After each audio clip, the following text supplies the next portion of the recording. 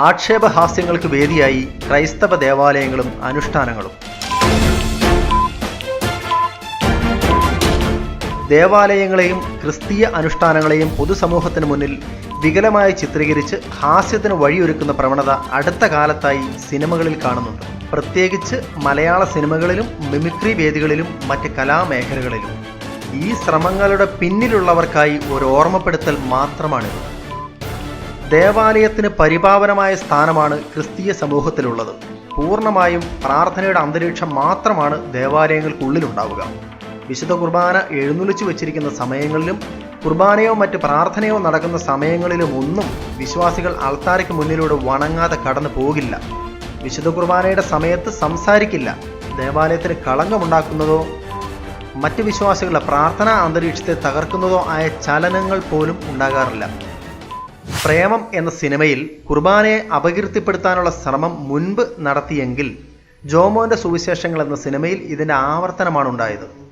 വിശുദ്ധൻ, ഹിന്ദി സിനിമയായ PK ഇവയെല്ലാം ഉദാഹരണങ്ങളാണ്. വിശുദ്ധ കുർബാനയ്ക്കിടയിൽ ഗായക സംഘത്തോടൊപ്പം പ്രണയഗാനം ആലപിച്ച് പ്രേമം എന്ന സിനിമയിൽ പള്ളിയെയും തിരുവോസ്തിയെയും ആക്ഷേപിച്ചപ്പോൾ അതിനെ ഉദാത്തമായ കലയായി കണ്ട് തിയേറ്ററുകളിൽ പൊട്ടിച്ചിരിക്കുകയായിരുന്നു ക്രിസ്ത്യാനി. കത്തോലിക്കരോ യാക്കോബായക്കാരോ മാർത്തോമക്കാരോ സെവൻതരേക്കാരോ പെന്തക്കൊസ്തുകാരോ ആരുമാവട്ടെ, ക്രിസ്തുവിൻ്റെ പീഠാസഹനവും കുരിശുമരണവും ഉത്ഥാനവും അനുസ്മരിപ്പിക്കുന്ന ആവർത്തിക്കപ്പെടുന്ന വിശുദ്ധ കുർബാന ഇവിടെ അവഹേളിക്കപ്പെടുന്നു എന്നതിൽ തർക്കമില്ല. ഇതുതന്നെയാണ് ജോമോന്റെ സുവിശേഷങ്ങൾ എന്ന സിനിമയിലും സംഭവിച്ചത്. നായകൻ പള്ളിയും കുർബാനയും തമാശയാക്കി പ്രേക്ഷകർക്ക് നേരം പോക്കിനായി വിട്ടുകൊടുക്കുകയാണിവിടെ. ഇത്തരം നായകന്മാർക്ക് അവരുടെ പ്രണയ സല്ലാപങ്ങൾക്കോ ഹാസ്യാവതരണത്തിനോ വിശുദ്ധ ദേവാലയം തന്നെ വേണമെന്ന് എന്താണ് ഇത്ര നിർബന്ധം? ഉറ്റവരെയും പൂർവികരെയും അടക്കം ചെയ്തിരിക്കുന്ന സെമിത്തേരികളെ പോലും സിനിമാക്കാർ വെറുതെ വിടാറില്ല. വിശുദ്ധ ബൈബിൾ, കുരിശ്, കൊന്ത തുടങ്ങിയവയുടെ അവസ്ഥയും വ്യത്യസ്തമല്ല. മതങ്ങൾ ഏതുമാകട്ടെ, എല്ലാ മതങ്ങളെയും അതിൻ്റെ അന്തസത്തയോടെ ഉൾക്കൊണ്ട് ബഹുമാനിക്കുന്നതാണ് മതേതര ഇന്ത്യയുടെ പാരമ്പര്യം. ചില മതങ്ങളുടെ ആരാധനാലയങ്ങളിൽ കടക്കാൻ സംവിധായകർക്കുള്ള പരിമിതികൾ ഹിന്ദിയിലെ PK എന്ന സിനിമയിൽ കാണാം. ഈ സിനിമയെ അന്ധവിശ്വാസങ്ങൾക്കെതിരായ ഒരാഖ്യാനമായി കണക്കാക്കാമെങ്കിലും ഇവിടെയും വിവേചനമില്ലേ എന്നത് ചിന്തിക്കണം.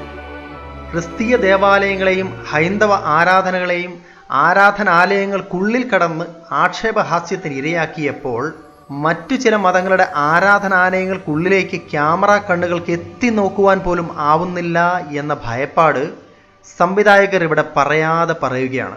ഈ ചിത്രം കാണുമ്പോൾ ക്രിസ്ത്യാനിയായ പ്രേക്ഷകന് മനസ്സിലാവുന്നത് ഇതാണ്: ചില മതങ്ങളെ ഭയത്തോടെ മാത്രം കാണുന്ന സംവിധായകൻ ക്രിസ്തീയ വിശ്വാസത്തെ എത്ര തരം താഴ്ന്ന രീതിയിലും ആക്ഷേപിക്കുന്നതിനും മടിക്കുന്നില്ല. അതെന്താ, ക്രിസ്ത്യാനിക്ക് മുറിപ്പെടില്ലേ? ക്രിസ്തീയ വിശ്വാസികൾക്ക് അഭിമാനമില്ലേ? ഉണ്ട്.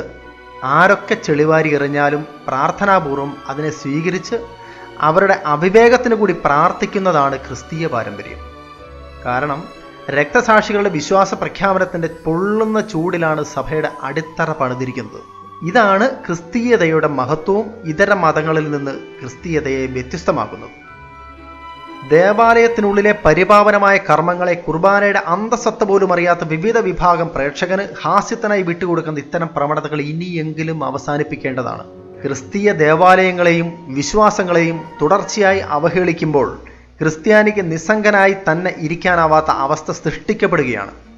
ഇത്തരം ആക്ഷേപങ്ങളോട് കാലങ്ങളായി നാം സ്വീകരിച്ച മൗനം അടിമത്തമായും പ്രതികരണശേഷിയില്ലായ്മയായും പലരും കാണുന്നതിനാലാണിത്.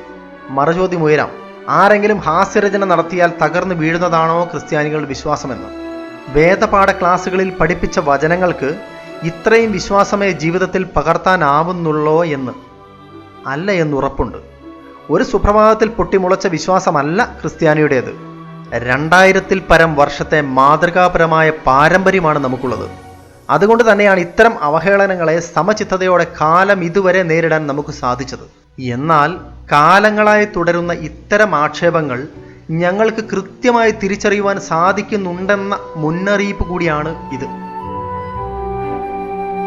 മതവിശ്വാസികളായ കലാകാരന്മാരെങ്കിലും തങ്ങളുടെ പാരമ്പര്യത്തെയും വിശ്വാസത്തെയും ബലി കഴിക്കുന്ന ഇത്തരം സൃഷ്ടികളിൽ നിന്ന് ബോധപൂർവമായി ഒഴിഞ്ഞു നിൽക്കുകയും പ്രേക്ഷകരായ നമ്മൾ ഇനിയെങ്കിലും ഇത്തരം രംഗങ്ങൾ കാണുമ്പോൾ വാ തുറന്ന് അട്ടഹസിക്കാതെ ഈ കലാരൂപങ്ങളെ ബഹിഷ്കരിക്കാനുള്ള വിശ്വാസ ധൈര്യമെങ്കിലും പ്രകടിപ്പിക്കുകയും ചെയ്യേണ്ട സമയം അതിക്രമിച്ചിരിക്കുന്നു. എങ്കിൽ മാത്രമേ ആവിഷ്കാര സ്വാതന്ത്ര്യത്തിൻ്റെ പേരിൽ ചിലർ പടച്ചു വിടുന്ന ഇത്തരം സൃഷ്ടികൾക്ക് ഇനിയെങ്കിലും മാറ്റമുണ്ടാവും.